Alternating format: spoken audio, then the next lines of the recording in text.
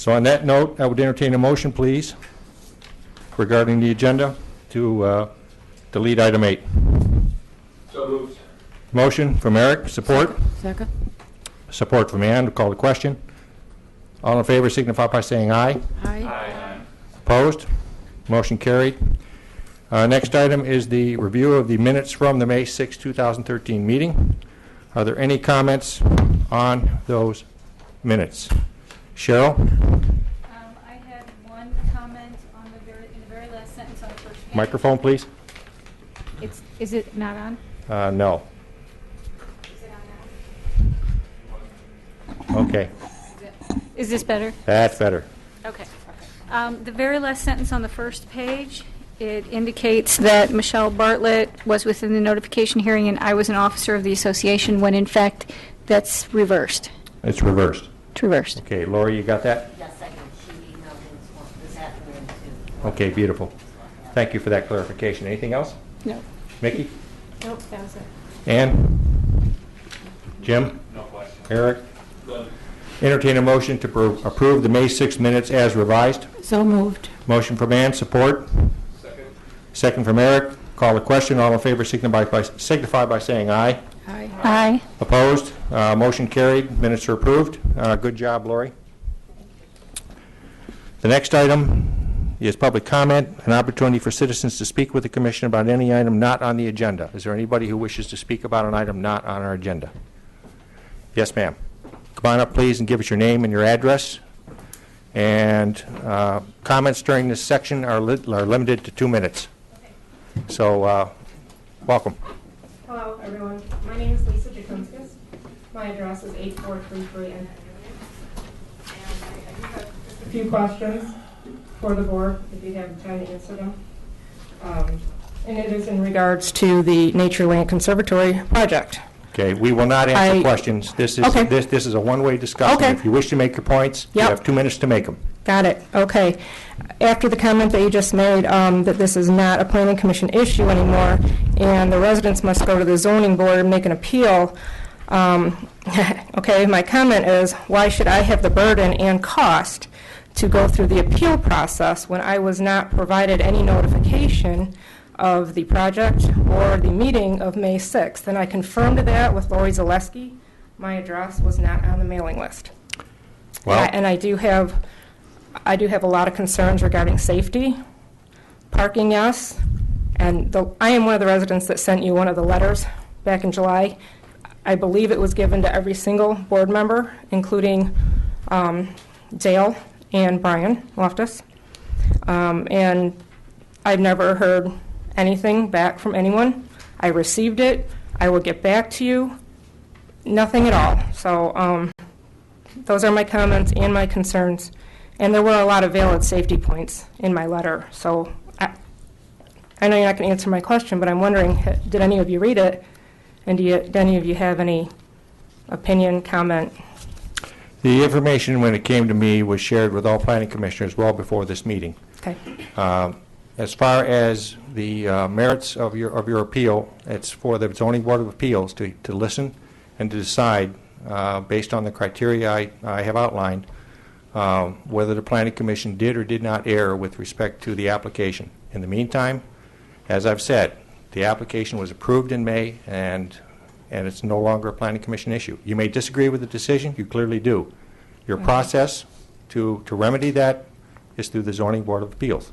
So I suggest you talk to Lori to file an appeal, and you can see where it leads. What was the process for me to have expressed my concerns prior to you making your decision, because it may have had a great impact on the decision that you made within an hour that evening? Well, this is not a debate, but No, I will it's say not. that this was on the agenda twice. I was never notified once. Well, I don't know where you live or what I the live on Annette notification Avenue, requires. where the parking is being deferred by Liz on the Okay. Nature Conservatory. I understand. I think that I understand am your somebody who should have been notified. I understand your position. The rules for notification are within 300 feet of the property, okay? And we notify everyone within 300 feet of the property. If you were 300 feet, then you would have been notified. If you aren't, then you would depend upon what every other citizen depends upon, which is the public communication for the agendas for this meeting. That's the way it works. Are there any other comments? Yep, my neighbors received a letter. I didn't. I'm pretty positive that I'm within 300 feet, Okay, but I'll measure. all right. Anything else? Nope, not at this time. Thank you. Any other comments regarding this application? Yes, ma'am. Lisa Vizzacaro, 8477 Annette. I would like to say that I am surprised and disappointed that the Planning Committee approved the Land Conservancy development when all members on the board, as well as a resident and Brian Borden from the Community Planning, questioned the parking issue and or stated it could be a potential problem. After over an hour, it was approved by the chairman. Not once did you make mention to any concerns that one person addressed about the parking. So, since I was told I only have a couple minutes, and now I realize that you won't be answering any questions, I would just like to put forth 3 questions that I would have liked to have had answered tonight. Did anyone or every one of you guys walk the grounds before you approved this? Did any of you know that Annette Avenue was a dead-end street before you approved it or before you got my letter? Because I don't think you did. And the money coming for this development, is this all a grant from BASF? So I know that you don't want to answer them, and I'm fine with that, but I hope to get those answered. Very good. Thank you for your comments. And just as one point of clarification, the chair does not approve applications. The Planning Commission in total approves applications. I merely speak to the outcome. Any other comments or questions regarding public comment? To appeal this? I'm sorry, to appeal this? Yes. How much does that cost? I'm not really sure now. You'll have to take that up with I think it's like $700. Lori. Okay, 6. And if it's found that there were ordinances not followed and things weren't properly taken into consideration and it falls in our favor, are we reimbursed that? That is a decision the Zoning Board of Appeals would make. Okay, thank you. You're welcome. Any other comments under public comment? Okay, if you have something new to say, that's fine. I do. If it's a repeat, Something I forgot. what did you forget? If you would answer, does the fire chief, Duncan Murdoch, is it required that he review the plan or approve the plan for this project before any permits are approved? No. Thank you. Let's move on to the next item then, which is the special land use for, oh, I'm sorry, got my things out of order here, just a moment. There we go. The special land use for the Grosse Ile Rowing Club. The applicant is Samaki and Associates Architects, 1822 Ford Avenue, Wyandotte, Michigan. And the owner is the Grosse Ile Rowing Club, P.O. Box 385, Grosse Ile, Michigan. The president is Mr. Gary Ames. The location is a newly created lot on Gulfview Estates. It is approximately 27,000 square feet, about 150 feet north of Ferry and West River intersection. And this is on the southwest corner of the West Shore Country Club on the east side of the road. The proposal was to build about a 6,000 square foot building to be used as a boathouse to support the rowing club. The facility will be operated by the rowing club organization to enable and encourage youth and adult recreation. The zoning is R1E, single-family residential, and under single-family residential standards, the boat club is a special land use. The relevant ordinances are Article 22, special land use, Article 21, site plan review, and Article 3, single-family residential. The process is for a special land use is multi-step. It's a public hearing first, and we had that at the last meeting. It's followed by a Planning Commission recommendation to the board. The board then makes a decision on the special land use, and then it comes back to the Planning Commission for the final site plan review and decision. So tonight we're at the second of those 4 steps, and that's the Planning Commission recommendation of the Township Board. At the public hearing, a number of issues were raised and discussed, and Mr. Ames and the Rowing Club has gone off to address those issues. They're coming back with new information here tonight, and I would expect that at the end of this, that the Planning Commission would vote on this matter tonight. So, Brian, would you give a brief review of special land use and the standards that we use to judge a decision? Absolutely, Mr. Chair.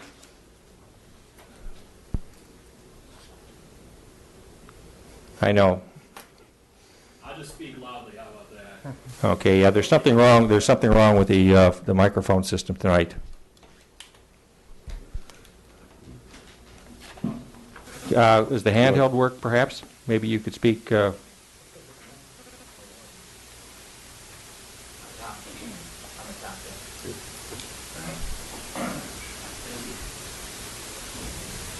See if that works. According to my panel up here, it should be on. Is that better? I don't believe this is working better. I feel like I need to walk around. Okay. Let me just go ahead and give it a try, Mr. Chair. Okay, go ahead. Just a quick review. As you noted, this request was originally presented to you actually on a formal basis at your May 6th meeting, during which time you conducted the required public hearing on the project. Ultimately, the request was tabled by the commission so that the applicant could pursue some additional information.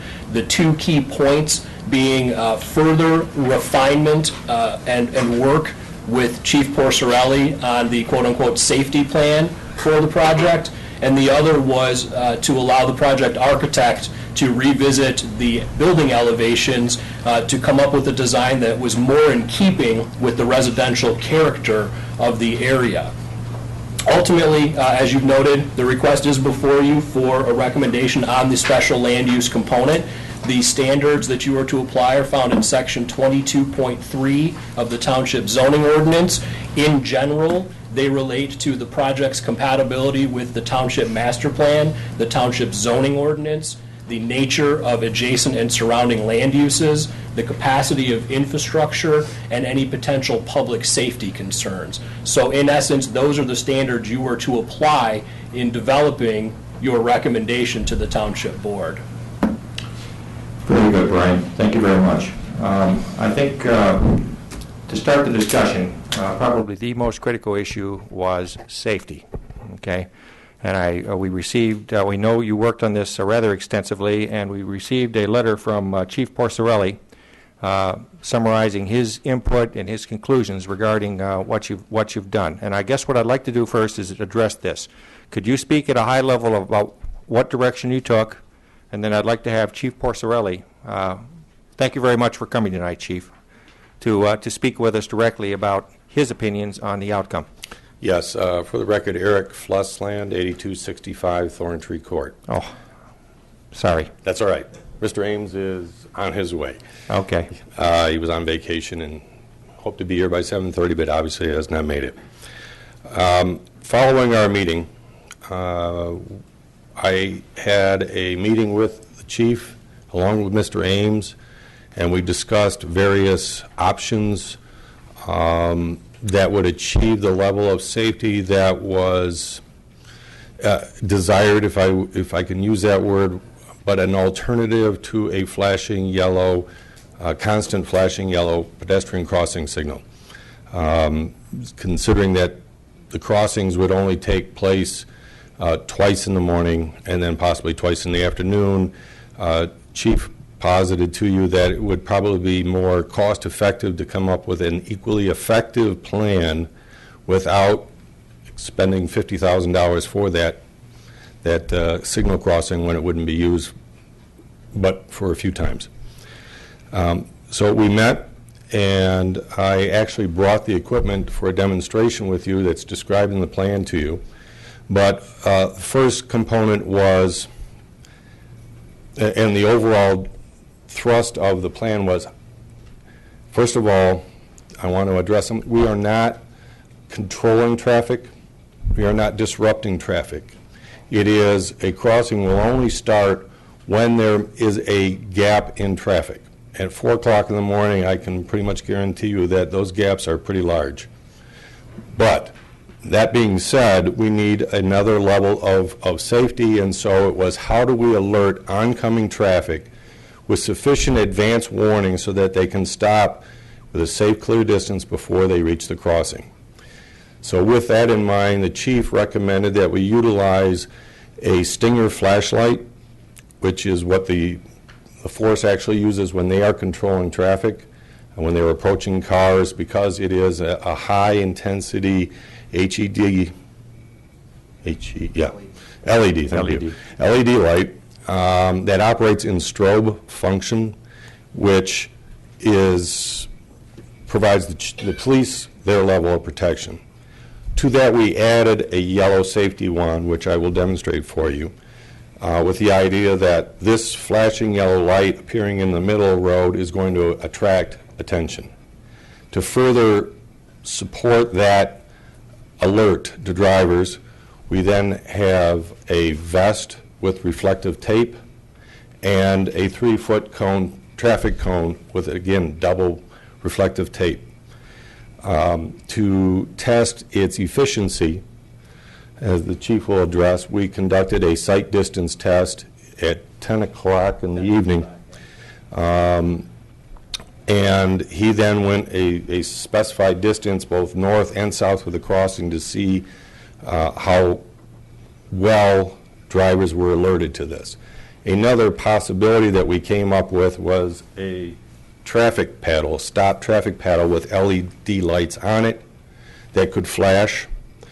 I will tell you that the test revealed that a 6-foot man wearing a vest that's reflective, the cone being reflective, and the light operated much more effectively than the crossing paddle. So we have decided not to use that during dark hour crossings, if you will, that it would be utilized during the day if necessary, because it's readily visible to oncoming drivers as a universal sign to slow down. And it is visible in the daylight. And again, I'll demonstrate that to you. But those are the steps we took. I think rather than me speak to the test, I'll let the chief discuss it and address any questions. In the meantime, I'll suit up, if you will, and I'll demonstrate for you. Okay. Welcome, Chief. Hi, good evening.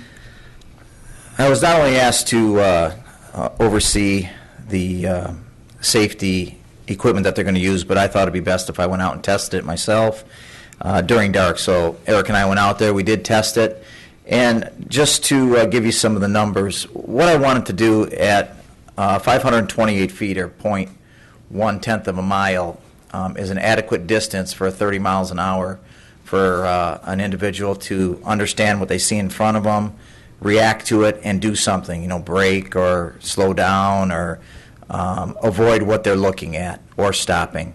So what I did was, it was more than adequate at 0.1 of a mile or 528 feet, so I doubled that to 1056. And at 0.2 of a mile, I could clearly see everything both ways. Because there's a little bit of a curve in the roadway, and not only a curve but a dip in the roadway, coming from the north, you can't see much further anyway, just because of the topography, not because you couldn't see it. If it was a straight roadway like Meridian, I did testing in the middle of the day with our crossing guard at Meridian Road, where we have in front of Meridian School, and I could clearly see her with the stop sign in the daytime because I wanted to get a daytime look at it and then a nighttime look at it. So it was absolutely more than adequate in distance-wise. And then I started to compare what the other examples could be to get, or any other safety issue that we looked at. One was the blinking yellow light. We looked at a couple other things. And I just think that when you balance it for the amount of money that it would cost, and I think it is about $48,000 when I checked into it, because it would be both ways. It would be a push sign, and it would blink, flashing for crossing, for pedestrian crossing. I just believe that when I saw this, that this is adequate to what we want. I'm very comfortable with it. It's not that I think it's just okay, it'll do. I'm very comfortable with this equipment being used and nothing added to it. If you wanted to look at something else, we can get that, but at this point, I just don't believe it's necessary. I'm not trying to save this gentleman money. I'm trying to do what's right, because it's me up here, and I'm making a decision. If something would happen, then I couldn't live with myself. So that's how I justify my decision. And I believe in this manner that everything that we have right now is appropriate day and night, both. Excellent. Thank you, Chief. Okay. Let's take a fast look at the dressed up. Boy, you're ready to go. We're ready. The idea was to create something in the roadway that's so unusual you can't but notice it. And so what you would do is with a strobe light, you can see it, it's reflecting off the vest as well as the phone, and as Chief said, at 2/10 of a mile, it's easily visible. Probably if you went further down south, you could still see it since it's straight. But considering that it was sufficient for a stopping distance, we didn't go any further. But At .1/10, I could visually see him as the person with that light. I know you're probably thinking, how can the strobe light him up? It puts a glow around his whole body. I could see his face at 1/10. Now, 2/10 I couldn't, but at 528 feet, which gives you about 13, let me see what I have down here, I'm sorry. Give you about 11 seconds to react to what you see. I actually see a person with a face. I mean, it was that clear. I was very surprised that would light up his whole body, or something else was going on, but I don't think that was the case. So we're Excellent. Excellent. this was the other that we took with the LED flashing. We thought you could see it during the night time. It actually is, this is much better. So the thought is to use this when necessary during the afternoon or daylight hours for crossing.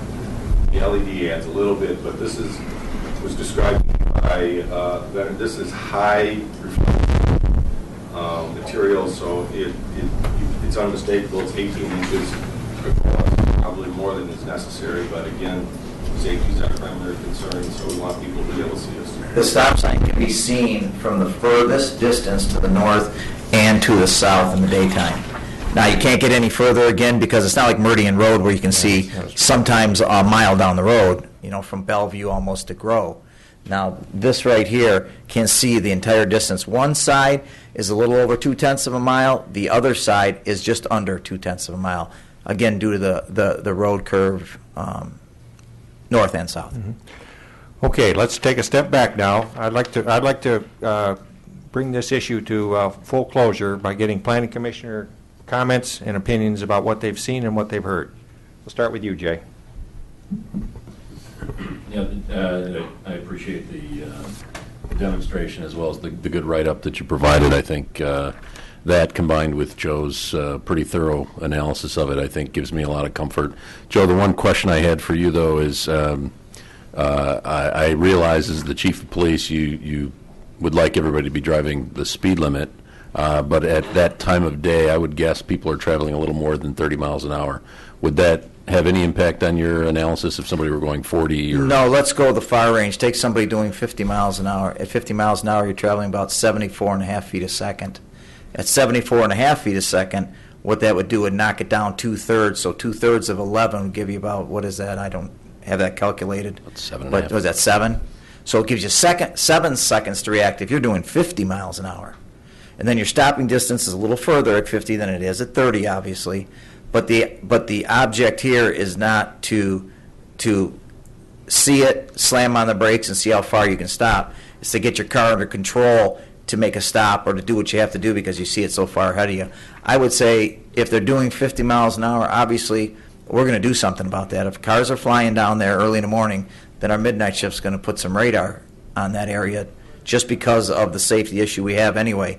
But still, it would give you, if you're looking at just total numbers, it gives you more than enough time. What it would bring is, at 30 miles an hour, that means it would be about a 1/10.5 distance away, or about 750 feet, would give you the same stopping distance at 30 miles an hour as a person traveling 30 at 0.2 of a mile, that whole distance. So at 50 miles an hour,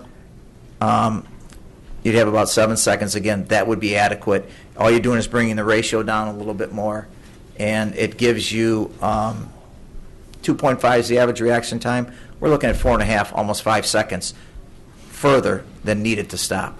Okay. Thanks. That was the only question I had. Thank you, Jay. Ann? No questions from Ann. Jim? Brian? I want to thank you guys for your very thorough analysis, and I applaud the research and field study that you guys have done. As a traffic safety professional myself, I completely concur with Wayne County's analysis as well as your own. And I've seen research that shows that actually in-road facilities actually help create a better, safer situation as well. So there's been lots of studies where they show that you just have static signs along the side of the road. Some cases those work, sometimes they don't. So they're looking at ways of putting in, you've probably seen them around town, where you actually have that little center little banner up there, and it says yield to pedestrian. Things like that are actually being put forward because it has a higher compliance rate. So something like this, where you have both the cone, you have the person in the vest. Mind you, the vest is actually the same type of material that's used for construction workers on the freeways. It's the highest quality there. That people are going to see that a lot better. So I completely agree with that, and I think that this is one of the best ways to move forward, because not only is it cost effective, but I think it actually provides less light pollution and less noise to less less problems to the residents nearby, because you don't have the potential for a blinking light all night long, or kids going up and pushing it when it's not being used. Since this is not a crossing that's going to be used very often, I think this the context fits perfectly for this specific situation. And the other thing I wanted to add is, remember, there's going to be large boats being carried, hosted above the shoulders. So that's another visual thing that's people are going to be able to see. And I think I remember hearing that there's going to be some reflective tape on those boats as well. So it's like another thing that would be bouncing back. No? No. Okay. We're going to rely on it. Well, it's perfect. Thank you. Thank you, Brian. Here. No further questions from me. Thank you. Cheryl? No additional questions. Mickey? I thought I read somewhere in the procedures when I read this earlier, where is all of this compared to the boat that's crossing over? So, are you on one side and then the boat? The procedure would be to have actually two of these, one in the northbound lane and one in the southbound lane, either side of the crossing. Okay. And they will be crossing across the painted actual crosswalk, if you will. Mm-hmm. And so they'll be the guards, if you will, or the crossing assistants would be sandwiched north and south of that. That's what I thought I read, and that way the boat's not blocking a view of any of it. Correct. No, if I can add, it's duplicated on each side. We just have Right. to show one side, and we tested it separately. We didn't test two people. We Right. just, we tested it The from side that each you're side. coming at, right. But it's duplicated on each side of the boat. Mm-hmm. And actually, you do have to weigh the costs of this versus the benefit. And while it's cheaper, I actually think it is more effective, because if I saw a blinking yellow light, I would think it's probably blinking like that most of the day. When I see this, I'll think there's an accident or something, and it will really catch my As Brian attention. stated, though, and I'm not saying that people don't look at signs, I'm just stating what the facts are. When they do studies, when you put signs up, and a real good example, unfortunately, is the deer crossing signs. We put a few up, and I okayed here or there, kind of sporadic, where we were getting some accidents, and I think that's what we should be doing, to at least warn. But the problem is, after a while, we ran radar by the deer signs. It works for the first month, and then people disregard it. If I asked you, where are the deer signs, or where are there speed limit signs anywhere on a street, you probably wouldn't be able to tell me, although you pass it every single day. And that's one issue, with Brian's background, that signs, they're not as good as a moving visual issue in front of you as opposed to on the side of you. I don't know what that syndrome is or why, but it's a fact. And that's why this issue, where you have parts moving, you have strobe, you have actual reflective vest, the person in, unfortunately, we got to put them in the road. But it's so much better than just putting a sign, where even the signs, I just had signs put up at Meridian School for the speed limit going from 35 to 25. Now I'm going to test that. we're going to run radar out there and see if that works. I hope it does, and I hope they understand that it's a school and people would be, cognizant of that before they pass it. So we'll see Right. if that works too, but Brian is correct. It doesn't work as well as actually having something in front of you. No, I think this will actually work a lot better. I So- think the legal term is it's noise pollution after a while, or visual pollution. Visual, After a yeah. while, you don't even see it. Drown it out. But go back to your point, there won't be reflective tape, but the boats will be illuminated by this strobe as well. So then you'll easily see them without the tape. Is that it, Vicki? Yeah, thank you. From my perspective, I'm very comfortable with this now. I think I was the one. Oh, I missed Steve. Oh, Steve, you're here. Well, you must have come in when I wasn't looking. Okay. Steve, go ahead, please. I actually had a couple questions, and stop me if anything's out of the scope of what I can ask. So what's the time frame that this boathouse would actually be in use? Time frame of the year? These gentlemen can answer better or will correct me if I'm wrong, but the immediate plans would be to use it in the fall, actually using it out on the water. In the winter, it's solely a training facility, and then in the spring, starting April. On the water, early April. So what months in the fall? Late August, early September through late October. Through late October? Okay, and how early would they be out here for safety? Pardon me? How early would this begin in the morning? Approximately 5:30 Okay. in the spring, once the weather and daylight allows. So definitely something for safety to consider, which is always tough to manage, as our police officer here understands, is the hunting hours. Something to consider. You have boats entering the water where people already have tons of decoys and everything set up. It's going to be tough to manage those types of things. Another thing for Visible, there was a great safety demonstration, but I'm not a homeowner in the vicinity. Not sure if that'll get annoying, if you'll be able to see it or not. I know we talked about, and you wrote up some things about mitigating the light through shrubbery and some other stuff. But those two things come to mind. And then last, I also saw in this write-up a thing about the MDEQ. What if this dock, this floating dock, is not approved? Is there a plan B? Okay, that's off the safety topic. All right. So let's hold that for a later discussion.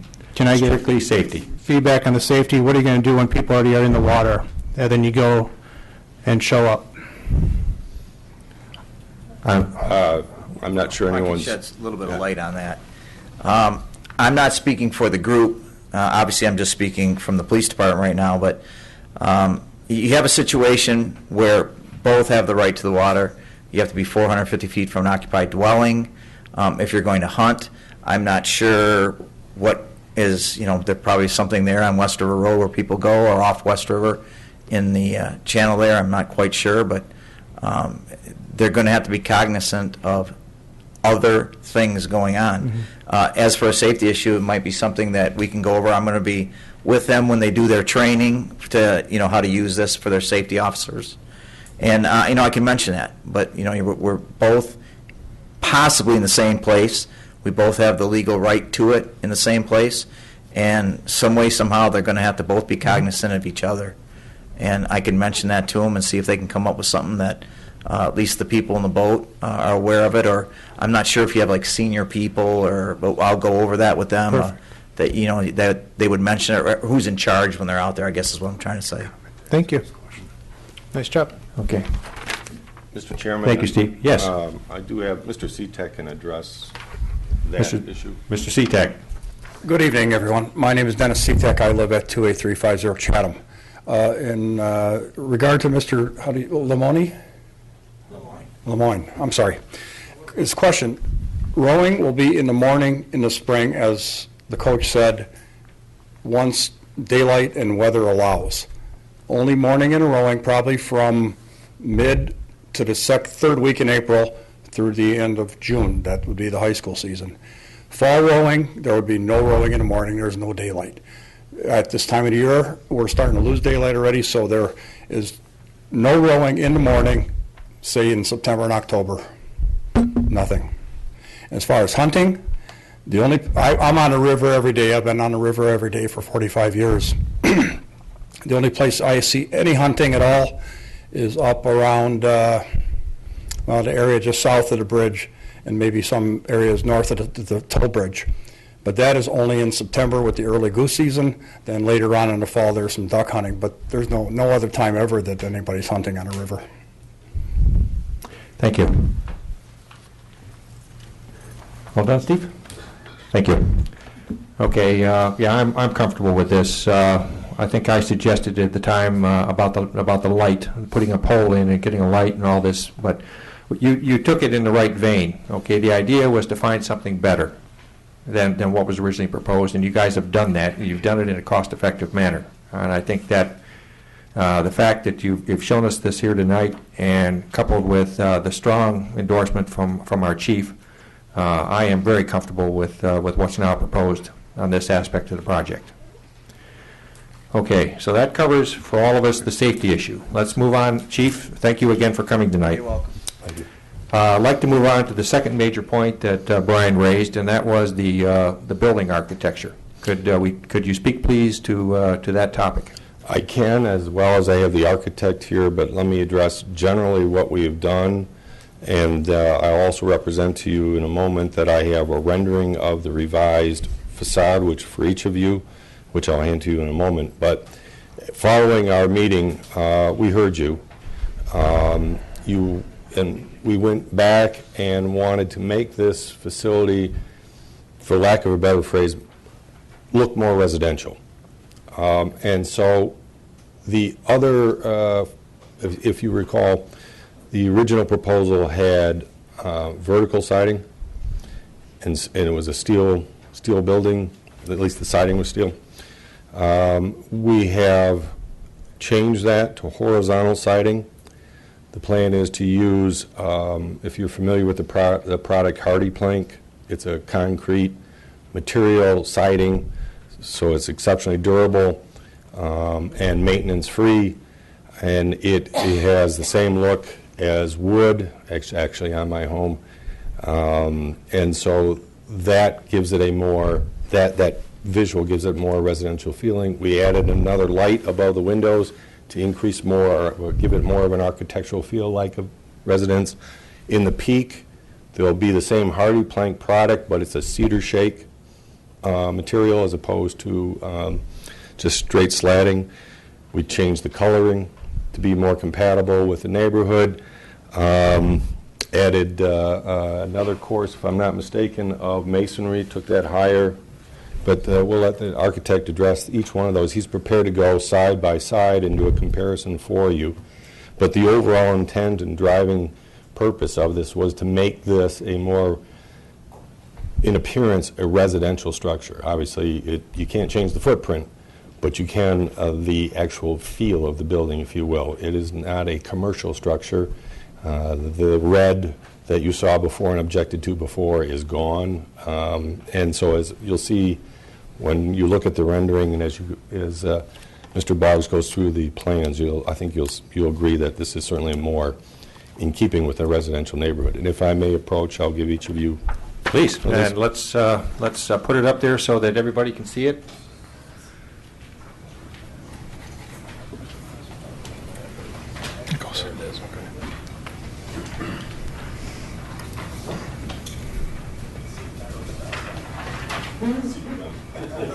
Thank you. There we go. Okay, your name, please, sir? My name is Dan Boggs. I'm with Sarnacki and Associates Architects. Mr. Boggs, welcome. Thank you. Right now up on the screen I have the design that we had at the last meeting. I just want to quickly go through what the materials were in the building at that time. I guess the first thing that catches your eye is the red structure for the entrance canopies that are on the building. Also, on the bottom there, the darker brown material was a split-face block. Above that material was middle vertical siding. And in response to the comments from the last meeting, we decided to revisit the design. One thing we did is we went out to West River, drove along there, and looked at some of the other residences that were surrounding this facility.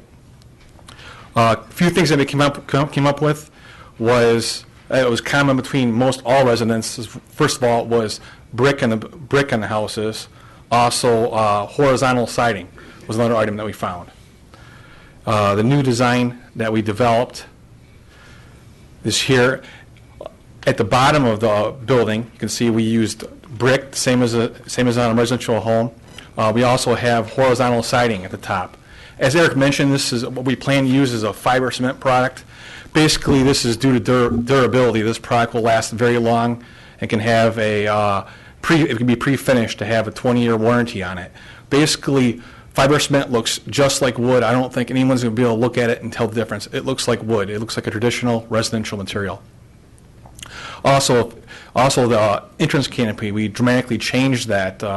We changed it to white, and also we changed the framework. One other element that I didn't mention that we found in common between all the different residences along West River was gable ends to the buildings.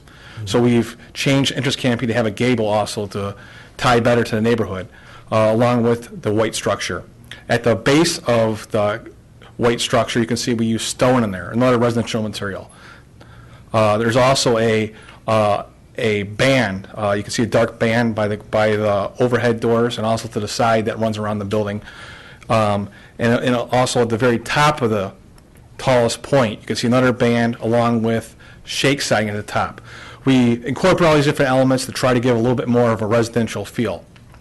There was also, at the last meeting, there were some comments in regards to how the building would appear from the side of where the other residence is. There's a residential home to the south of the building, and then the West Shore Country Club is to the north of the building.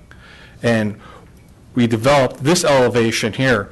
Basically, what we're showing, once you take into account the grade difference between the rowing facility and the residence next door, the required green belt, and the required fence, there really is very little of that elevation showing other than the roof. And also, please keep in mind that this roof is sloped. It's not going to appear like a 20-foot wall on top of the building. It's going to be sloped, and it'll be much less noticeable.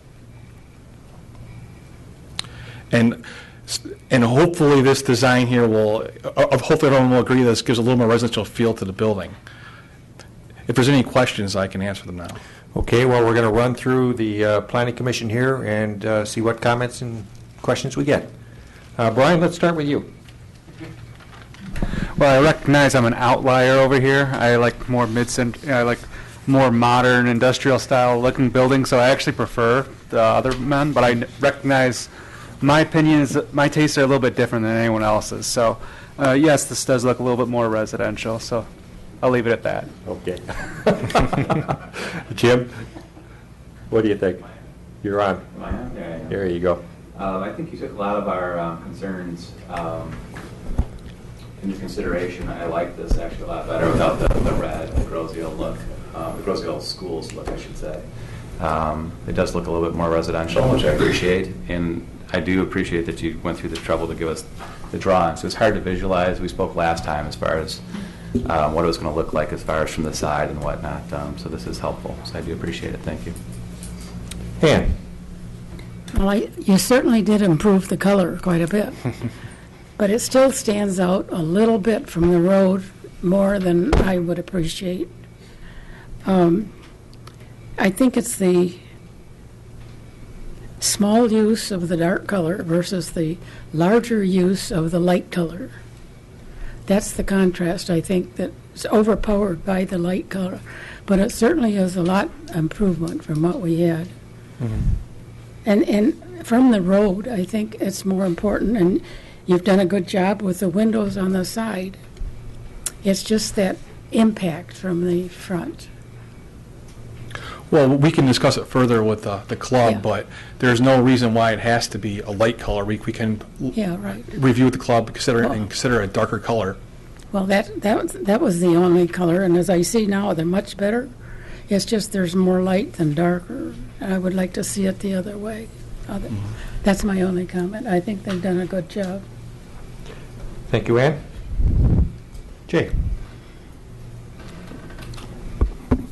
Yeah, I'll echo the comments. From a fitting into the neighborhood perspective, this is a much improved design.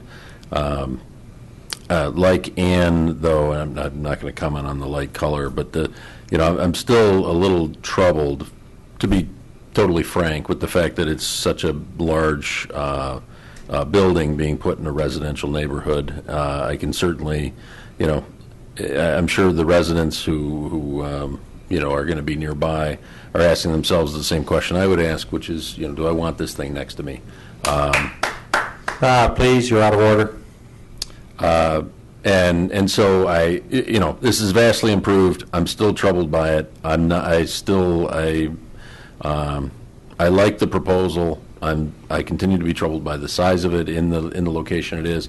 I understand that making it smaller, spending more money, it becomes cost prohibitive and that sort of thing. So I'm not expressing an opinion, yay or nay, at this point. I'm just suggesting I'm not sure what more you can do without getting cost prohibitive and still maintain the effectiveness of the building. So I applaud the efforts that you've made. One question I did have about the design, though, is the roof. Is that a metal roof? Is that? Yes, it is. And how glossy is that? That's something I'm always wondering about, because some of them you see they're just, they shine like crazy and the sun's shining off them and that sort of thing, and others seem to be more dull. What are the options there? Oh, we can definitely look into a less reflective. It's not necessarily the material. Sometimes the color too. If you have like a finish that's made to look like unfinished aluminum, it'll be much brighter. That's one thing that we can look at is color on the roof. Also, just trying to keep it so it doesn't look like a big reflective roof when you're coming down West River. Yeah, like you said, it's the rendering that we were provided here. It's 2D, right? So we don't see the fact that that's an angle, and so it is not going to be a flat wall of roof. And the more obtrusive it is, the more objectionable it is, and part of that is, how much does it kind of stand out? I also believe once the structure is completed, that I don't really think you're going to notice the roof very much. This building if you go by the site, you notice it goes up a hill. Yep. So this building is going to be kind of sitting up the hill. So I don't think the roof is going to be the part of the building that you notice. Okay. All right. Yeah,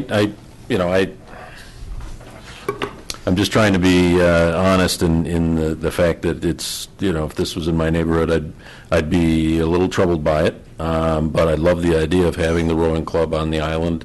The just question is it fair to the residents nearby that they're the ones that have it? Now, some of these large facilities on the island are pluses to be nearby. I understand that, and maybe this will be exactly that. It's the sort of thing that once ground is broken, you can't unring that bell. So, we want to think long and hard about these things before we approve them. So, I do appreciate and applaud the effort that you guys have made throughout this process, because you've been more than flexible in terms of making this as good as it could possibly be in order to get a valuable resource on the island. So, I appreciate that. So, I think that's about all I have to say at this point. Thanks, Jay. Steve? Well, I'm sorry I missed the last meeting where this was first proposed, so I don't know if I have an opinion on the red color or not, but I do like the drawings that you've provided me tonight. It's my first time seeing this company produce drawings outside of the hospital, so I see a lot of it up at Oakwood, but first time this kind of a structure. The south elevation drawing is the one that stands out in my mind. If I'm that residence to that side, I do have a little bit of angst wondering what that actually is going to look like, the end result. I also wonder if we put the West Shore Country Club on the other side of it, how much is actually still there or not there in that picture. This angle definitely provides a large-scale structure that myself, I would be concerned about. And that's about my comments right now. Thank you, Steve. Is this on? Let's go to Mickey. It's on, right? Here we go. Yep, Okay. you're on. I actually have to agree with Brian. I like the industrial look, but as far as fitting into Groseal, this looks nice. And the only thing that really still stands out to me are the garage doors. And I don't know if the term is right, but you know how over the garage doors you can have, is it an arbor or, you could grow vines up over it, but basically at the top of the garage door where you have that, just Yeah. the, Yeah, I understand what you're talking about. Basically, to provide some kind of shading over the garage door. Well, and just to soften the look so it doesn't look so industrial, so it does fit in more. I mean, something like that over both garage doors or anything you can do like that just to soften the look a bit and have it fit in a little more. That's my only comment on it. Okay. What sorts of things are, when you say soften, what would that, like what? Have you something in your head that you're? There's nothing, I think what she's explaining is basically a structure where light can come through still, but kind of shades off the entrance to at the overhead garage doors. Is it an arbor or a pergola? What is it, where it's just the 2x4? Is it a pergola? Pergola. Okay, so it goes above the garage door?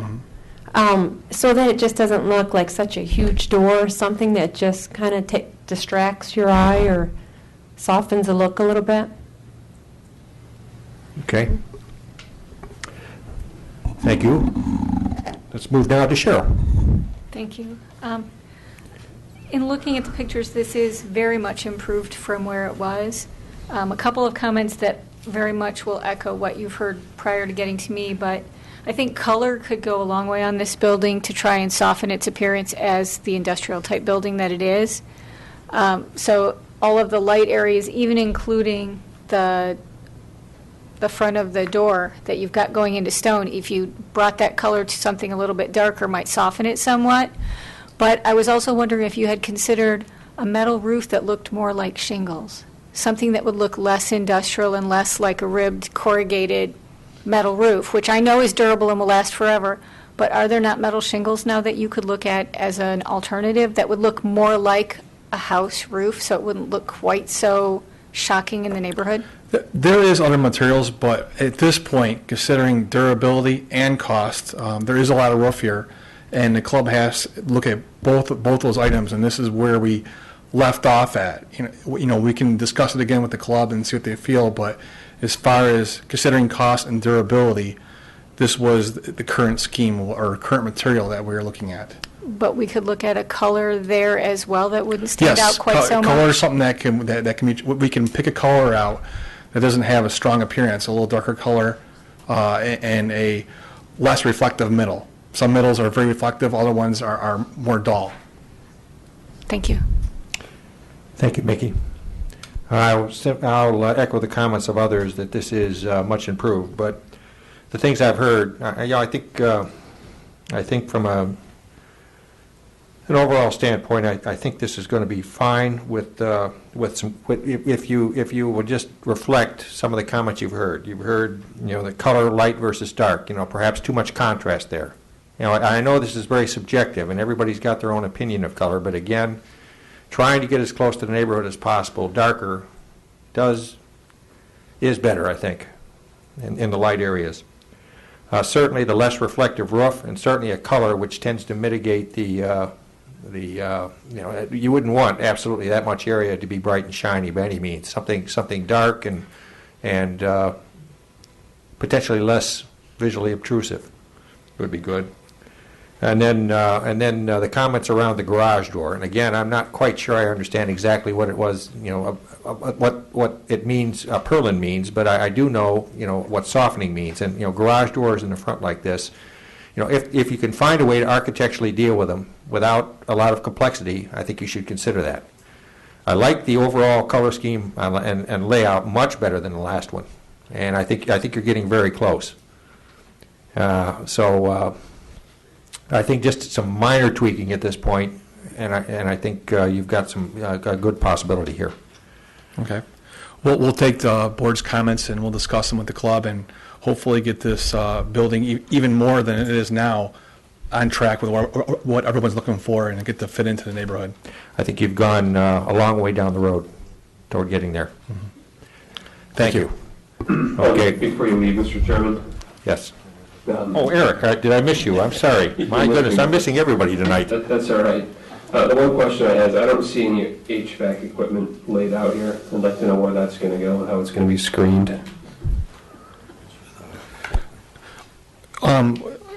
I can explain it. Okay. Yeah.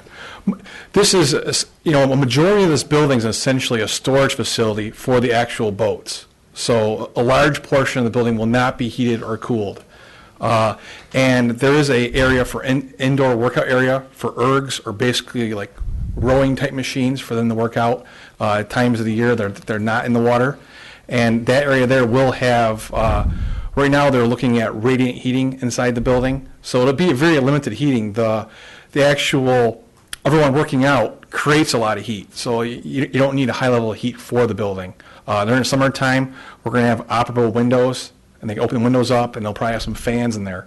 So there's not going to be any large HVAC equipment that we need to hide anywhere in the building. And nor right now are you going to see any. At the most, it'll be limited heating equipment, and it'll be up in the roof space of the structure. Nothing will be exposed from exterior. So then that brings up another question then, if you're going to rely on wind and just the outside to cool down, but if you're going to be doing somewhat noisy activities early in the morning, what time are workouts, non-boat workouts, when you're going to be in there with the erg?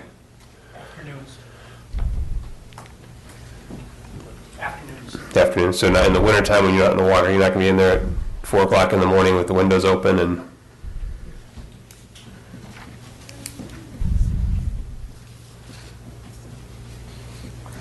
That's it for me. Thanks, Eric. Sorry I missed you down there. Okay, let's go back to Eric again, and let's cover any other issues that you'd like to discuss, and then I'm going to take it to the audience, and we're going to hear public comment. Very well. Just to underscore some of the comments, it is our intent to put a matted finish on that roof so that it mimics shingles. That I had already had that comment before. Actually, someone used that phraseology. I don't want a bright, shiny penny there either.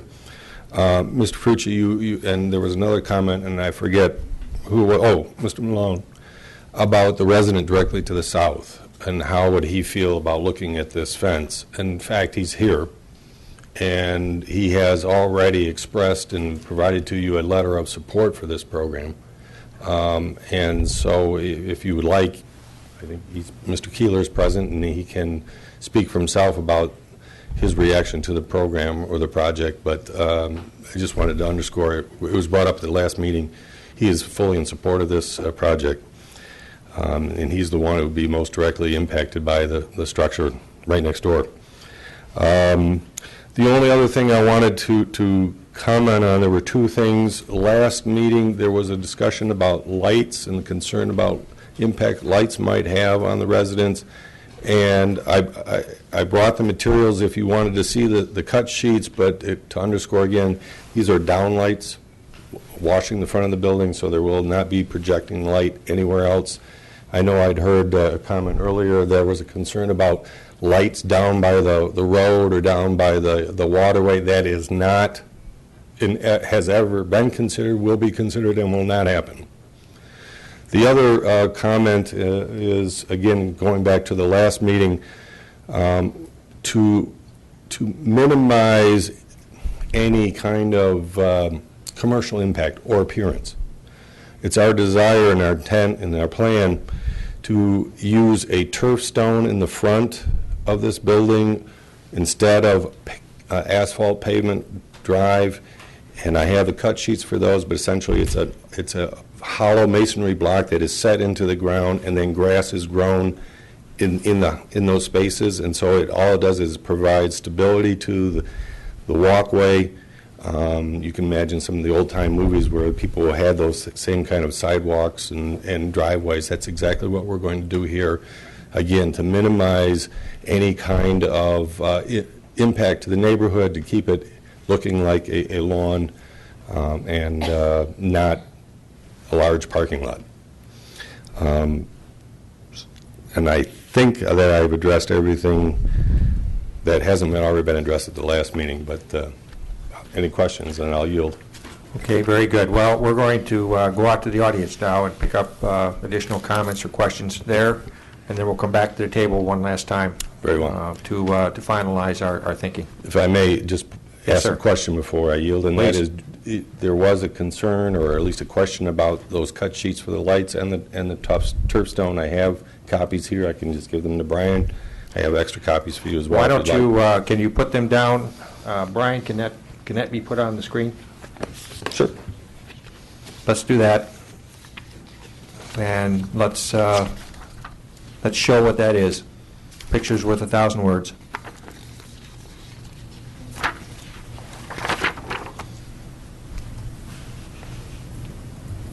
There it is. I don't know if that helps you. I would zoom in there.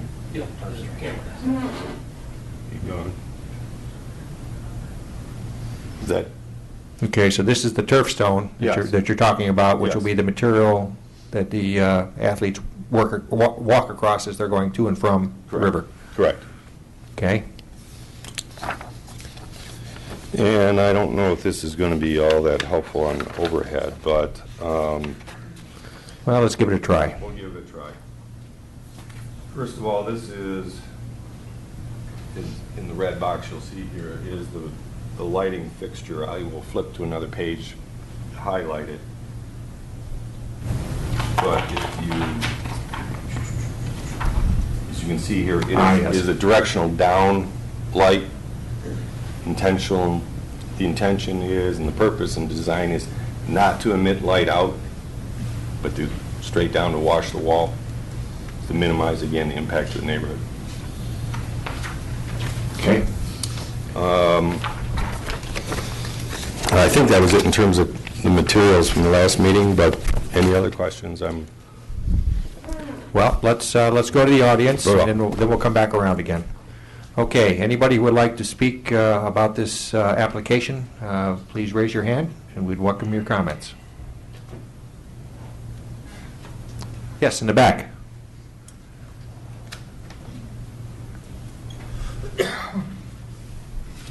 Welcome. Please give us your name and your address, and so we can record your comments correctly. I'm Anna Kostaroff. I live at 23215 West River Road. And thank you for the opportunity to give a few comments tonight. Did you all receive the letter that was signed by the adjacent residents? I hope you read it. I don't know Yes. if you did. Okay, good. Then I'm not going to reiterate that. But you know that our concerns have to do with safety. They have to do with noise, because being parents of rowers, we know what the noise is. And I always felt like there was an emotional appeal for rowing as opposed to what's happening to our neighborhood. And we don't disagree that rowing is wonderful, and yet rowers have never not had an opportunity to get a scholarship or to row because they didn't have a facility here on Roseal. I think that the real issue is that it's a disruption of our neighborhood. There are some of us who have lived here 40, 50 years, paid taxes, and now we feel like our voice is being lost. And I know that some of you have voiced some discomfort with what that structure looks like, and I'd have to say to you, would you really want that in your neighborhood? It doesn't fit in our neighborhood, and it will be a disruption. The other thing I'd have to say is that when we first heard about this, it was said to us that this would be just for students and a summer program, and now it's evolved into adult rowing. And I want you to think about what kind of impact that might have as well. That is going to be even bigger. This is a club that's supported by fundraising, and maybe they have a great donor, I don't know, but those are things that we look to in the future that worry us. So I just ask that you consider, would you want this in your neighborhood? And this really, by looking at the picture that was shown, I'd say this is not what belongs in a residential neighborhood. Thank you. Thank you, Ms. Kostaroff. Additional comments from the audience?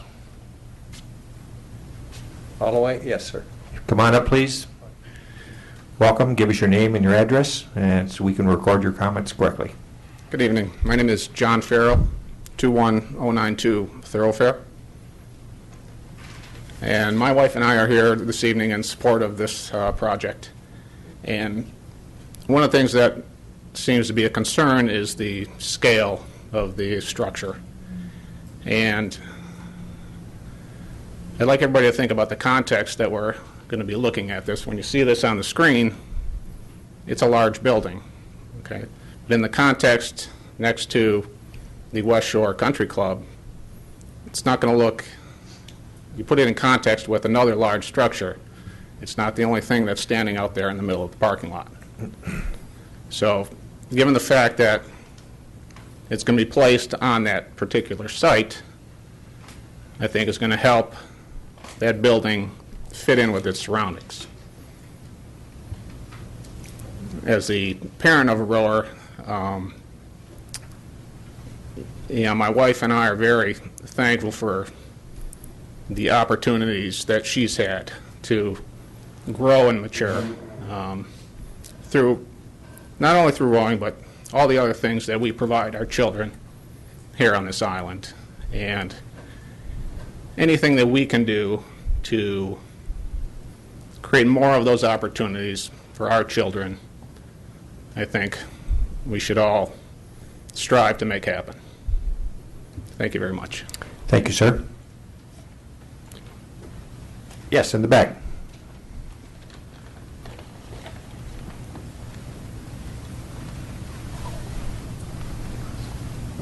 Ed Kostroff, 23215 West River, Anna's husband.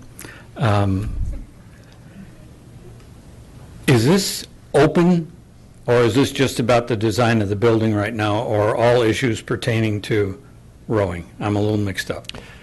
This is a special session dealing with the special land use aspects of it. Very good. Meaning, how is it, the criteria that Brian mentioned earlier about how this basically fits with the neighborhood, fits with the master plan, okay? And it is not, there will be another opportunity for a site plan review if it gets that far, where all the specifics, exact specifics about what could be built would be discussed. But you are free to talk about whatever element you wish to talk about. Thank you. Just one issue on safety that wasn't gone over with the chief. They did an excellent job. But who are these safety people out there? From what I read in their description, it's a cox, who's the coxswain, who's supposed to be guiding the boat across the water, across the land. He doesn't row. He doesn't carry the boat. He walks alongside of it. So is he actually walking alongside of it, or is he directing traffic? I don't know which one he's doing. Okay, well, we'll find that, Yeah. we'll get the answer to that question in a minute. And then the other question is, who's the person on the other side if it's a cox? Is it Coach Seatek? Is it Dennis Seatek? Is it Eric Fleslin? Is it the president of rowing, Mr. Ames? Who are these people doing this? If you need two, one on each side, to stop the traffic in each lane, who are the two people? Is it another rower? If it's another rower, the kids want to get that boat across the water and across that road and get out on the water. So they're going to take some chances. I think there needs to be somebody there who is responsible. That's the only safety issue I had. I think they did a great job other than that. On the look of the building, I'm looking at two garage doors here. This is a very industrial-looking building. It should be in the industrial park. But why on earth do we need two doors for a high school rowing club that, as their application states, may have 50 rowers, may have six boats going across the road at one time, that you're moving them in and out? You need two doors to do that? I've seen rowing. I think I've told you all I've been involved in rowing for 9 years. In the early stages of rowing, we had one door for 3 rowing clubs at the old E-Course Rowing Club. Wyandotte has more because they have a lot more. If we are only Grosse Ile Rowing, and there are no plans to bring any other rowing club here, why do we need 2 doors? This building could be a lot narrower and a lot easier on the eye. That's something for thought. If this building is in a residential neighborhood and the gentleman from the architect said that they looked at all the buildings, well, none of us on West River Road have a metal roof. As Mrs. Hurt said, they make metal roofs that look like shingles. They have the granules on them. They won't reflect the light. They will look more architecturally pleasing than a plain old steel roof, which belongs in the industrial park, not in a residential neighborhood, in my opinion.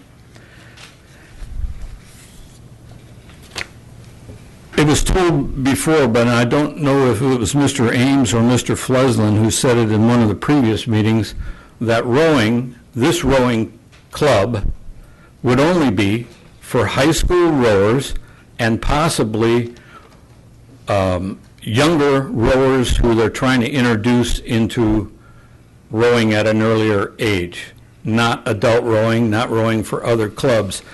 The packet that they provided today states adult rowing. I've never heard that adult rowing was going to be there. Consequently, when does adult rowing take place? It takes place anytime a rower wants to go get his boat and put it in the water and go for a row. Okay. It does now. Just a moment, we're going to Yeah. just get the rest of your comments. Yeah. It is, if there is some stipulation on when they can put their boat in and when they can't, that's news. I haven't seen that. But if adult rowing is going to be allowed and other clubs might be allowed, a different game should be. I can only say that I live in an R1A district. I don't think this is an improvement to my neighborhood. I don't think you would say this is an improvement to your neighborhood if this building and this commotion and noise was going to take place in front of your home. As my wife did say, we have the 6 neighbors, other than Mr. and Mrs. Keeler, who are right next to this building. But the 6 neighbors to the north, 2 people to the south, and to the east have all signed that letter that said this is a residential neighborhood. We like rowing, but we don't think it should be in a residential neighborhood. Not our neighborhood, not anybody's residential neighborhood. Should be in a different place. Thank you very much for your consideration. Thank you, Mr. Kosteroff. Okay, let's get some answers to those questions. Let's kind of take them in the order that they were presented. First, the issue of, again, going back to safety. Outline, please, who are the guards, where are the guards stationed relative to the boat, and how are they supervised as the boat is being taken across the street? All right. First, let me dispel any confusion. The coxswain is not a safety guard. Use that term. How the procedure is to work is there will be 2 safety escorts, coaches, adults, one in the northbound lane and one in the southbound lane in oncoming traffic, with the safety, each wearing the safety equipment that we've demonstrated for you here. When necessary, let me emphasize, we are not stopping traffic, we are not controlling traffic. They are to cross when there is a safe gap in traffic, and the crossing guards are there only to alert any oncoming traffic that may develop after a crossing starts. Secondly, what happens is they will enter the roadway with the safety gear, with the light flashing. The coxswain is the individual that directs the crew's movement. He ensures they are working in unison. When he is told crossing may start, he will then, with his headgear on, tell the crew, you may begin crossing. He has another pair of eyes who can also look, as opposed to someone holding a boat. Or if they're holding on the shoulder, they can see one direction, but not both. He can see in both directions. So there's another level of safety. But he is not a crossing guard. Once the crossing is completed, the cone is removed, and it is placed by the dock. After practice, the procedure is returned on the way back to the boathouse. Again, coaches, adults are acting as the crossing guards. In the rare event that a coach is not present because of an illness or something of that unexpected happenstance, a senior member of the team who will have received training beforehand will then fill in for the coach for that one instance, that one crossing. But it will always be, there are usually 4 coaches. Is that right, Scott? Where'd he go? Yes, 4 coaches at every practice. The likelihood of a shortage of an adult to act as a crossing escort is very, very low. And that has been spelled out in the procedure, but if you have any questions in that respect, I'll address them now. Okay, the chief mentioned about training. That Yes. there's going to be training. Absolutely. Would you outline, please, what that training is, or what you would expect it to be? Well, the training will be much like a school crossing guard receives, because it's much the same procedure. They will be instructed, first of all, they do not enter traffic if there is traffic present. They enter traffic when there is a gap and it is necessary to maintain a gap. They'll be instructed they are not to direct traffic. They are not stopping traffic. They are not motioning where traffic can go or not. It is simply a warning that there are children present, just like a crossing guard. And they will receive that same training that our school crossing guards receive, and every one of the coaches and every member of the team will receive the same training in the event they ever need to act as a crossing guard, but yet also will understand the purpose and the need to act in unison with safety. Okay. Let's move to the second. Can I ask Oh, a please, question? yes. Following on that line, something that I haven't heard addressed, so Yes. I apologize, maybe a little out of order. We've talked about the time that they'll be taking the boats out to the water, and that's early in the morning, very few cars. What time are they coming back, and what's the traffic pattern at that time? We haven't really talked about Scott, correct me, it's about 7 o'clock is when they're going to... 6:45 and 7. 6:45 and 7 is when they will be crossing from the water back to the boathouse. Obviously, the expectation is that there will be more traffic than at 5:30 in the morning, but again, less than what is on Meridian in front of Meridian School, yet we utilize crossing guards there for the safety of the children crossing, and I can't give you traffic, and I don't want to speculate and mislead you, but the chief is convinced that this procedure will provide adequate gaps in traffic when necessary for crossing. So in theory, at different times of the year, I'm sorry if this is please, go off ahead. topic, but at different times of the year, that second crossing could be daylight, or it could be dusk at least, and at other times dark. No. Always the second crossing will be at daylight. Okay.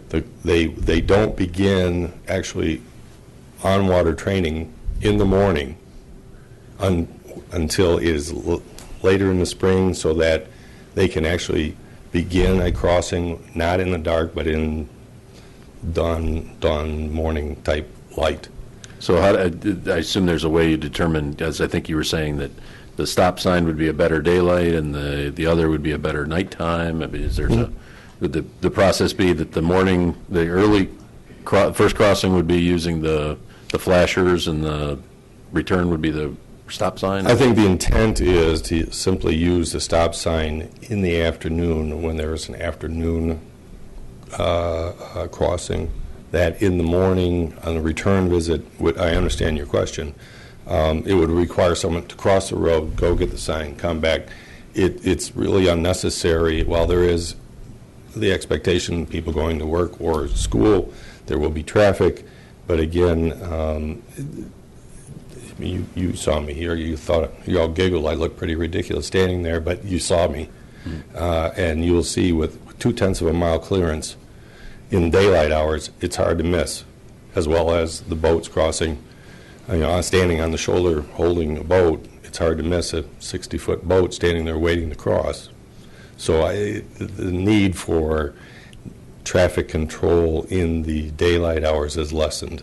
We will utilize it to maintain that extra level of safety, but it's lessened. Okay. Thank you. Sorry. Other questions on that? If not, we'll move to the next item. which I would say probably should be adult rowing. Could you Fine. please speak about adult rowing? Absolutely. The first and foremost purpose of this structure is to support high school rowing. Let me be clear about that. It has been explained to you from our first submission almost a year ago that this is the purpose of this, and then there is a priority, a secondary priority. And you could categorize it as learn to row programs. And there's a three-step priority. High school teams first. Once the facility is up and running and fully have all the equipment necessary, then there's consideration of providing a learn to row program to middle school students so that they are introduced to rowing, get interested in it. It'd be like Little League, where they learn some of the skills so that once they reach high school, they actually are coming into the program with some level of familiarity with rowing.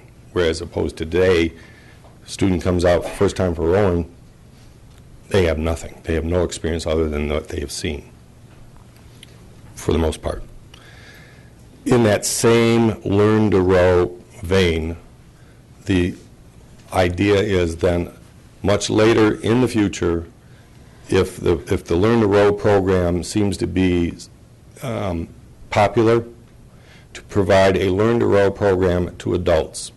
Again, no different than the classroom that the middle school students would experience during the summer. There would be coaches, they would be receiving training and techniques. There will never be an open swim, open boating. Come get your boat and go when you want. Never. Ever. This is all training, teaching by trained coaches to adults who might be interested in learning how to row in a summer program. Since it would be in the summer and adults, it's total speculation now because we are so far removed from that. It would probably be on a weekend, but it would have to be coordinated with the golf course to make sure that number one, we aren't impinging on their parking use. And I wanted to address that also because there has been an issue raised in the letter about parking. First of all, you all heard the last meeting, the golf course is 100% behind this. They have no reservations about use of their parking. They have indicated to us that the only time that parking lot will ever be fully used is during their special events, which we will have agreed we'll coordinate, we will not use. You'll have full use of your parking structure. Otherwise, we will always coordinate our use with the golf course because we're their neighbors. There's a symbiotic relationship there, and we want to keep that going. Could you speak to the issue of other clubs again? Absolutely. None. Never. Never. I think you're categorical about that. Is that clear enough? That's rather clear. Okay. The last two comments were with respect to design. Yes. One was 2 doors in the front, garage doors, versus 1. Right. Is that something you can comment on? I can, and if I leave something out or misspeak, then the gentleman that participated in the design discussion can correct me. We all met with the architect and talked about the needs and use of the facility. We explored 1 door. We explored 3 doors. We explored 2 doors. And the depth of the building, the width of the building, to minimize the footprint, because we have to build it, we have to finance it. The bigger you get, the more money. And this was the ultimate, the smallest we can get and still be functional. The idea is in 1 bay are the boats that we currently have. And then there has to be another bay for actual repairs of existing boats. It's a lay-down area, as well as a bench of boats for potential future growth. And there's no more room for anything else.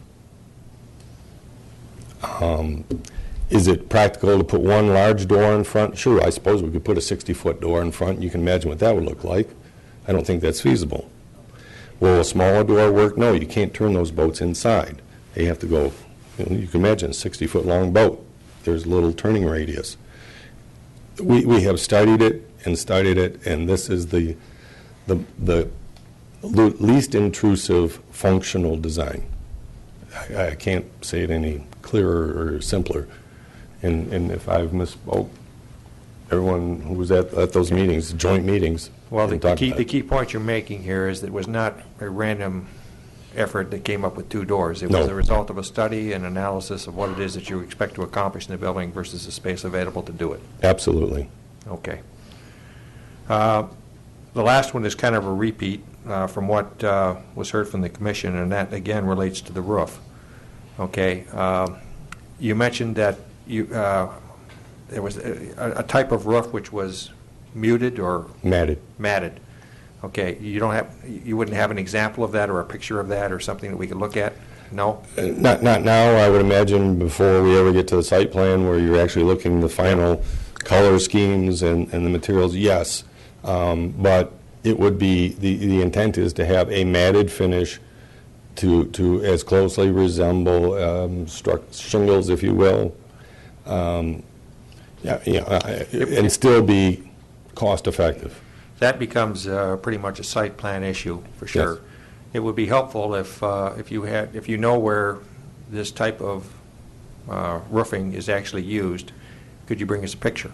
In addition to a sample, how does it look on a real building? Sure.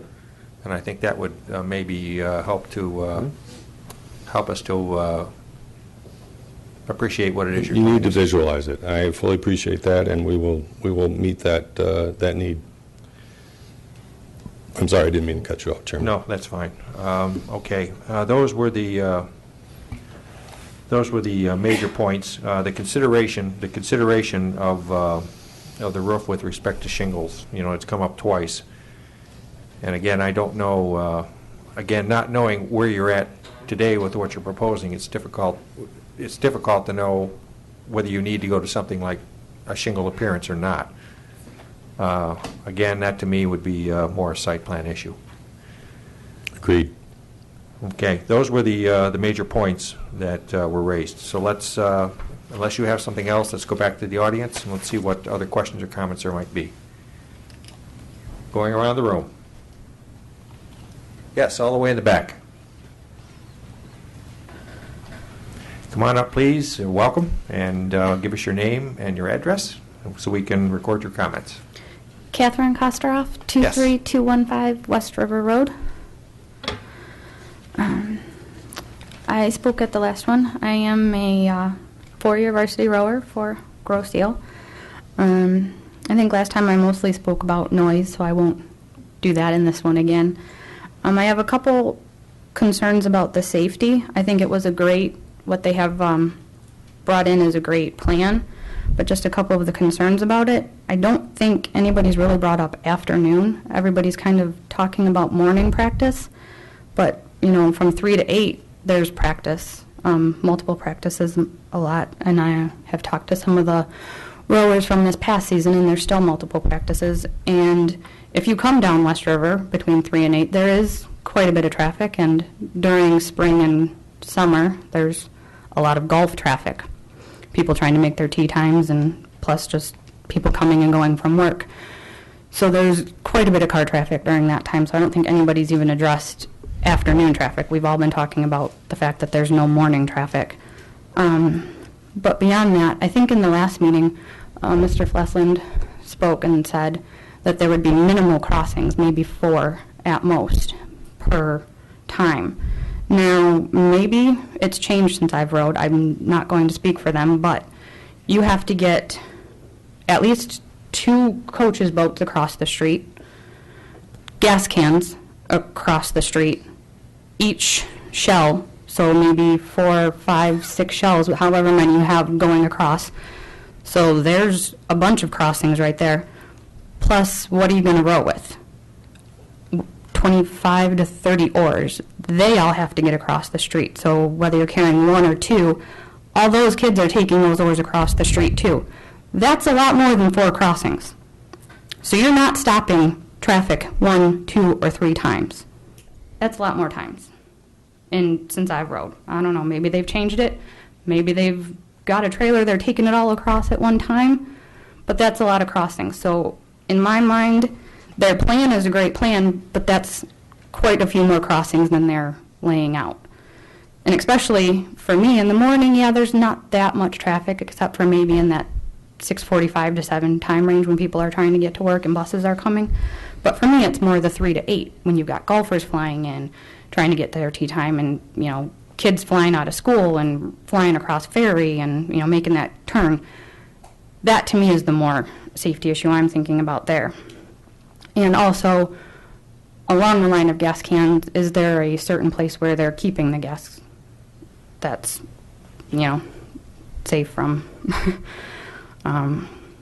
I guess my question would be, where are you keeping the gas cans and the gas for the boat, for the coaches' boats each day?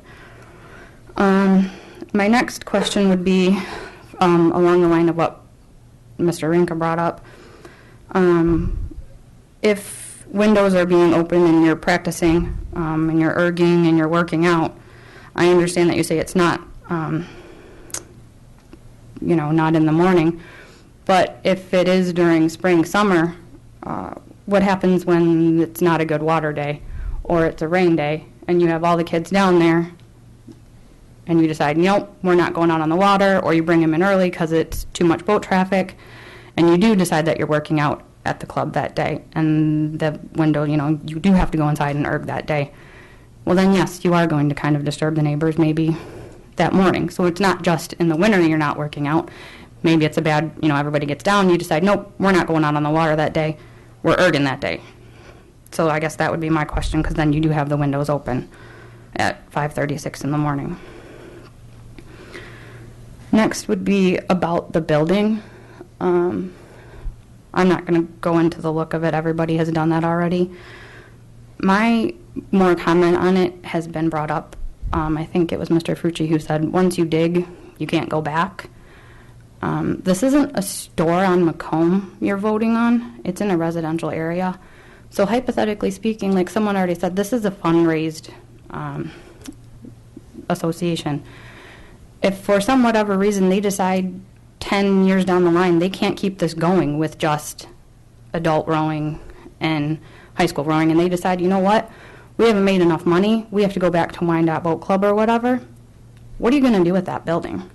Do we have a vacant building sitting in our residential land, on our residential neighborhood now?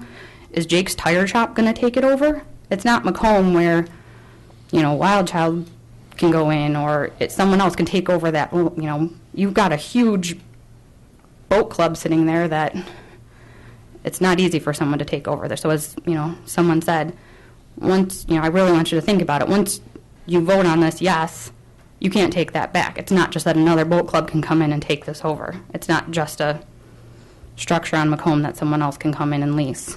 And again, to reiterate,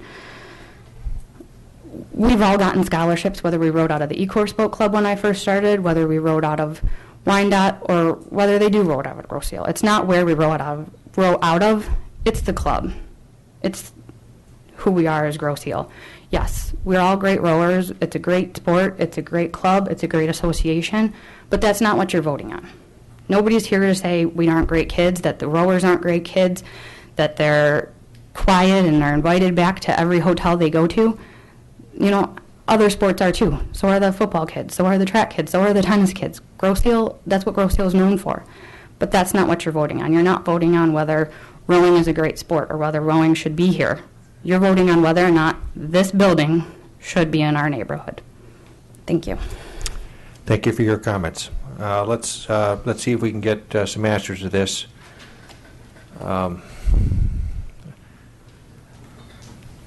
I would let's start first with the afternoon traffic, 3 to 8 p.m. As opposed to the a.m. type sessions. And I guess what I'd like to hear, maybe Chief Porcelli could speak on this as well. Exactly what are the risk factors he sees that are different in the afternoon and the day, and what is the significance of those differences are? When you look at the risk factors, the greater the number of vehicles, the more risk you're going to have. When we train our crossing guards for in front of Meridian School, which is a very high volume in the morning, the way they're trained, again, as Mr. Fleslin was stating, is that they're gap trained, not to control or stop the traffic. So when there's a gap in the traffic, our crossing guard goes out there with her equipment on. She has the sign, and she also has a vest. That's her 2 pieces of equipment in the day. And we have not had a problem since we initiated this 2 years ago. We've done everything we possibly can to keep her safe and the children safe there, obviously. And this is what we're trying to achieve when you asked me to look at this program. So if you're asking, is there more traffic? Is there more of a possibility of something occurring? Absolutely. It's a matter of numbers. It's just a total matter of numbers. If you have 5 vehicles from 4 o'clock in the morning to 5 in the morning, it's very low. If you have it from 5 to 6 in the morning at 100 vehicles, it gets a little higher. But if you have 500 vehicles at 3 in the afternoon, well, then the process is that the individuals who are trained in this have to be on their, they've got to be on their game. I mean, there's no room for error. Absolutely no room for error at 4 o'clock in the morning when there's probably no traffic to 3 o'clock in the afternoon when there's a high volume. Can I tell you that it's 100% safe? Well, nothing is, because of human error, and that's what most accidents are from today. They're not just act of God where the tire falls off the car or something else happens. It's human error is the problem.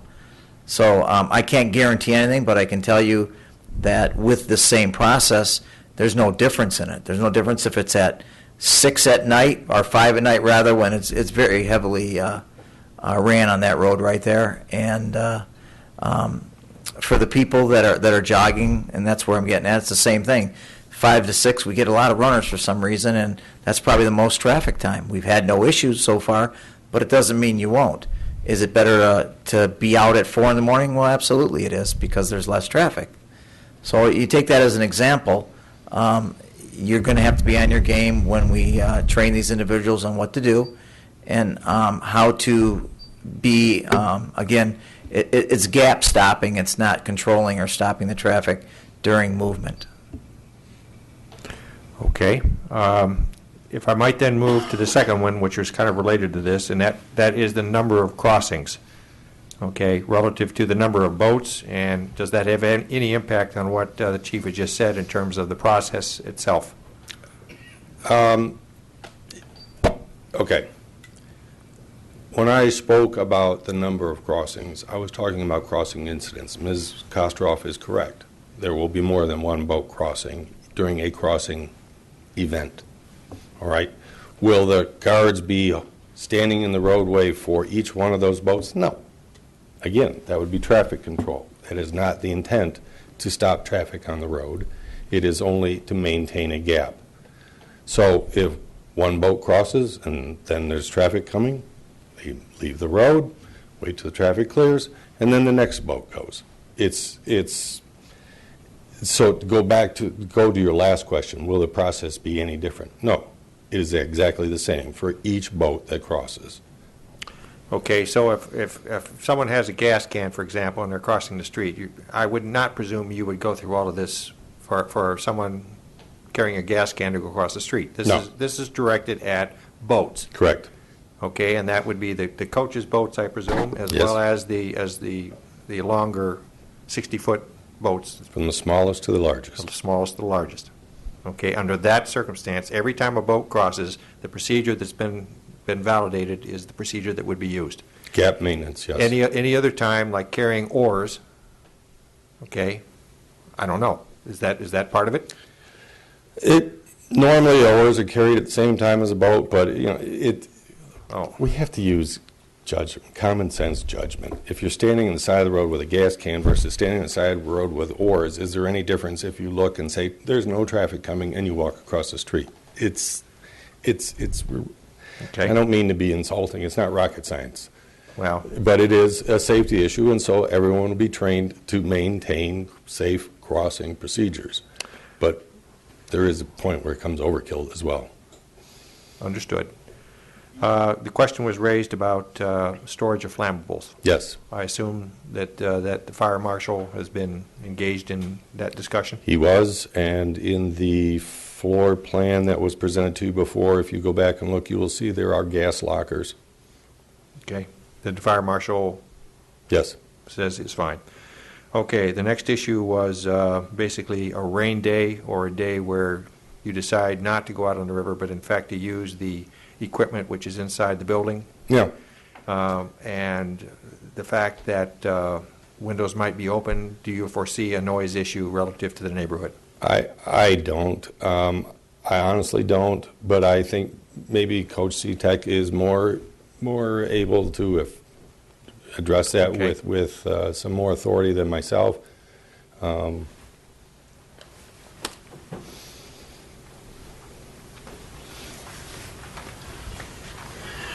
Regarding workouts where we're unable to get on the water, that was one of the issues in the planning process, and that's why we have the workout facility portion of the building facing north. We wanted that part where, I guess for lack of a better term, more rowers would congregate than at any other time in the facility, as far away as possible from our neighbors to the south. So we're confident that the location of the workout facility and the windows facing north will alleviate that issue. Okay, thank you. Let's see, I think those were the primary issues that were raised in that last point. Let's see if there's any more hands out there, otherwise we're going to take a short recess, but any more hands wishing to speak on this topic? Okay, I'm going to bring it back to the table, and I'm going to call for a 5-minute recess.